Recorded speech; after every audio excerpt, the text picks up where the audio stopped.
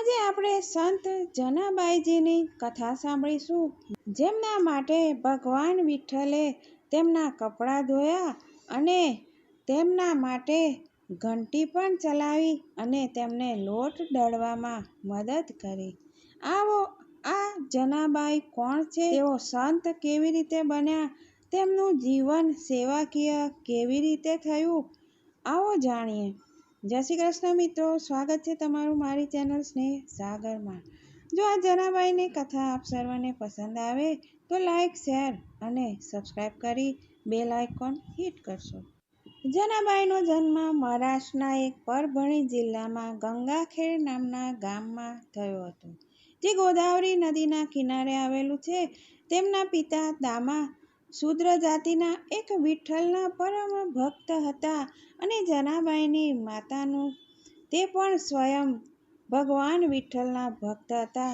જ્યારે જનાબાઈ માત્ર 5 કે 6 વર્ષના હશે ત્યારે તેમના માતાનું નિધન થઈ ગયું. તેમના પિતા જનાબાઈને લઈને પંઢરપુર આવ્યા અને તેઓ વિઠ્ઠલ ભક્ત દામા શેટ્ટીના ઘર છોડીને તેમને ચાલ્યા ગયા.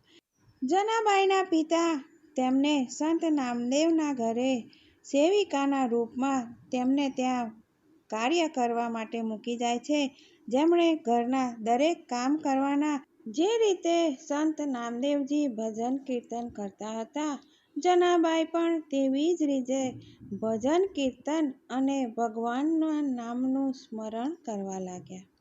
એક દિવસ 11સના દિવસે સંત નામદેવજીના ભક્તોની મંડળી એકત્રિત થઈ અને તે દિવસે જાગરણનું આયોજન હતું અને બધા જ ભક્ત ભગવાનના નામનું કીર્તન અને ભજનમાં મગ્ન હતા.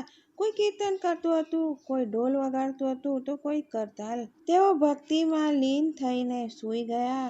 જ્યારે તેમની આંખ ખુલી ત્યારે સૂર્ય ઉગી ગયો હતો અને તેમને ઉઠવામાં મોડું થઈ ગયું. જનાબાઈએ વિચાર્યું કે આજે કામ કરવામાં ખૂબ જ મોડું થઈ ગયું.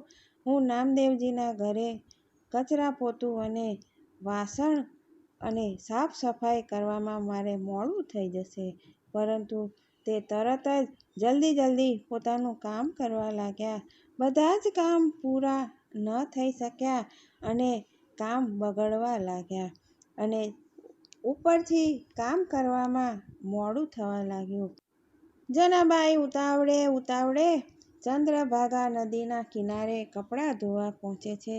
કપડાં ધોતા અચાનક તેમને યાદ આવ્યું કે એક મહત્વપૂર્ણ કામ તો રહી જ ગયું.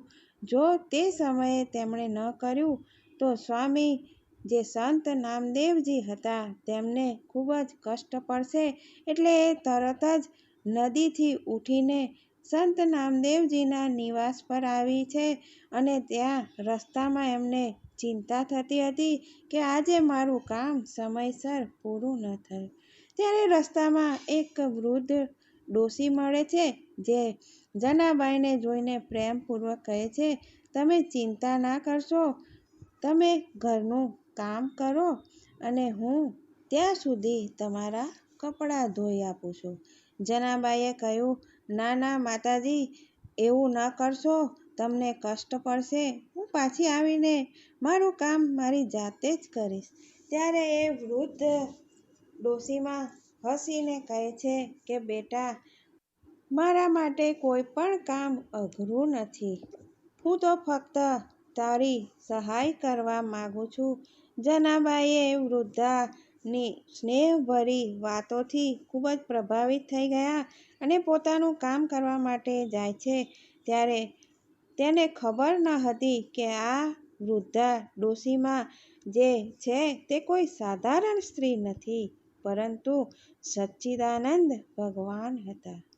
વૃદ્ધાએ કેટલાક સમયમાં બધા જ કપડાં ધોઈને સાફ કરી દીધા અને થોડી વારમાં જ્યારે જનાબાઈ પાછા ફરે છે ત્યારે તેમના હૃદયમાં કર્તવ્ય ભાવ ઉઠે છે અને તે વૃદ્ધાને કહે છે કે માતાજી, આજે તમારા કારણે મને કામમાં ખૂબ જ સહાયતા મળી. ત્યારે એ વૃદ્ધા હસીને કહે છે કે મને તમારા કામ કરવામાં કોઈ જ કષ્ટ નથી પડ્યું અને આ કપડાં લો, હવે હું જાઉં છું. આટલું કહીને તે વૃદ્ધા તે ડોશીમાં ક્યાંક ચાલ્યા ગયા. તેમના પ્રત્યે ખૂબ જ લાગણી થઈ. જ્યારે જનાબાઈએ ચારે તરફ જોયું ત્યારે તે વૃદ્ધા કોઈ જગ્યાએ નજરમાં ન આવ્યા. તેઓ ગાયબ થઈ ગયા. જનાબાઈ જ્યારે કપડાં ધોઈને ઘરે પાછા ફરે છે ત્યારે નામદેવજીના ઘરે આવીને ખૂબ જ વ્યાકુળ થઈ જાય છે. વારંવાર તે વિચારી રહ્યા હતા, આખરે તે વૃદ્ધા કોણ હશે? તેમનું હાસ્ય, તેમણે શું જાદુ કર્યો કે જનાબાઈના મગજ પરથી તેમનું સ્મરણ જતું જ ન હતું? અને ભાવુક હૃદયથી તે નામદેવજી પાસે ગયા અને આખી ઘટના સંભળાવી. નામદેવજીએ સાંભળીને તરત જ બોલ્યા, અરે જનાબાઈ, એ કોઈ સાધારણ વૃદ્ધા નથી, એ તો સ્વયં વિઠ્ઠલ હતા. અને આ સાંભળીને જનાબાઈ તો હેરાન થઈ ગયા. નામદેવજી પણ ચકિત થઈ ગયા કે વિઠ્ઠલ ભગવાન જનાબાઈ પ્રત્યે આટલો બધો સ્નેહ છે કે જે સ્વયં આવીને તેમણે જનાબાઈને કપડાં ધોવામાં તેમને મદદ કરી. તેઓ જનાબાઈને કહે છે કે તમે કેટલા ભાગ્યશાળી છો જનાબાઈ, ઠાકુરજીની કૃપા તમારા ઉપર છે, પરંતુ તમે તેમને ઓળખી ન શક્યા. આ સાંભળીને જનાબાઈ ભાવુક થઈ જાય છે. તેમના આંખોમાં આંસુ આવી જાય છે અને કહે છે કે પ્રભુ, તમે મારી સાથે છળ કપટ કર્યું.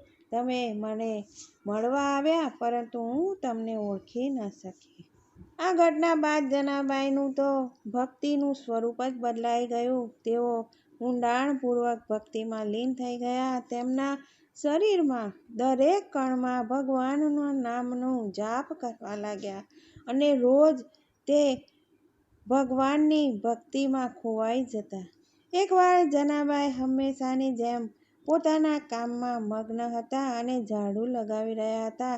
જ્યારે તેમણે ઝાડુ લગાવતા લગાવતા કચરાનો ઢગલો કર્યો અને તેને ભરવા માટે પાછળ ફરીને જોઈ છે તો સ્વયં વિઠ્ઠલ ટોકરી લઈને તે કચરો ભરી રહ્યા હતા. પહેલાં તેઓ વૃદ્ધાના રૂપમાં આવ્યા હતા, પણ આજે તેઓ સાક્ષાત વિઠ્ઠલના રૂપમાં તેમની મદદ કરવા માટે આવ્યા હતા. કેટલી વાર જનાબાઈને લોટ દળતી વખતે ભગવાનના ભજન ગાતા અને ભાવવિભોર થઈને ઘંટીને ગોળ ગોળ ફેરવવામાં મગ્ન રહેતા. સેવામાં કોઈ પણ કમી ન રહે એ માટે ઠાકોરજી સ્વયં આવીને તેમની ઘંટીને ચલાવતા અને જનાબાઈ પોતાના ભજનમાં અને ભક્તિભાવમાં ડૂબેલા રહેતા હતા. વિઠ્ઠલ વારંવાર જનાબાઈને કહે છે કે હું તમારો ઋણી છું. આ ઋણ કેવી રીતે ચૂકવું તમે બતાવો. જનાબાઈની સેવા અને પ્રેમના પ્રત્યે ભગવાનની આવી વિનમ્રતા અદ્ભુત હતી. જ્યારે જનાબાઈ ઓખલીમાં ધાન કૂટતા હતા ત્યારે વિઠ્ઠલ તેમની સામે ઊભા રહીને હસતા રહેતા હતા. જનાબાઈ કહેતા કે આ તેમના ગુરુ નામદેવજીની કૃપાથી સંભવ થયું છે અને તેમણે નામદેવજીની સેવા કરવા માટે આ સંસારમાં એમના સિવાય બીજું કોઈ નથી. ફક્ત વિઠ્ઠલ જ સર્વત્ર વ્યાપ્ત છે. ભગવાન વિઠ્ઠલ જનાબાઈના પ્રેમથી એટલા પ્રસન્ન હતા કે તેઓ દરરોજ રાત્રે તેમના ઘરે આવતા અને તેમના હાથની રોટલી જમીને પછી જ મંદિરે પાછા ફરતા. એક દિવસ અચાનક કહે છે કે આજે મારે મંદિરમાં જવાનું મન નથી. ત્યારે જનાબાઈ કહે છે કે આજે તમે અહીં જ વિરામ કરો. ત્યારે ભગવાન જનાબાઈના ઘરે ત્યાં જ સૂઈ જાય છે. જનાબાઈ પાસે તો રેશમની ગાદી, તકિયા કાંઈ હતું નહીં, ખાલી ફાટેલી તૂટેલી ચટાઈ હતી. ત્યારે ઠાકોરજી પણ હસતા હસતા કહે છે, તમે મારી ચિંતા ન કરો, મને કોઈ તકલીફ નહીં પડે. અને આમ ઠાકોરજી સ્વયં વિઠ્ઠલ જનાબાઈના ઘરે સૂઈ જાય છે. આવો છે ભગવાન અને ભક્ત પ્રત્યેનો પ્રેમ.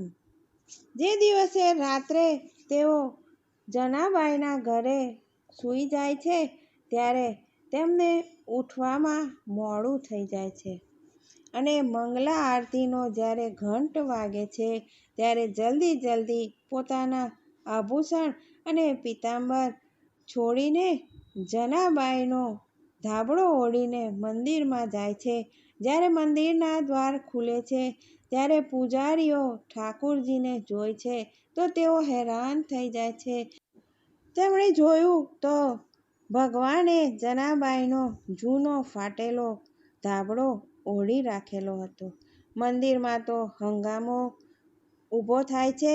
પૂજારી એકબીજાને પૂછે છે કે આ શું થયું?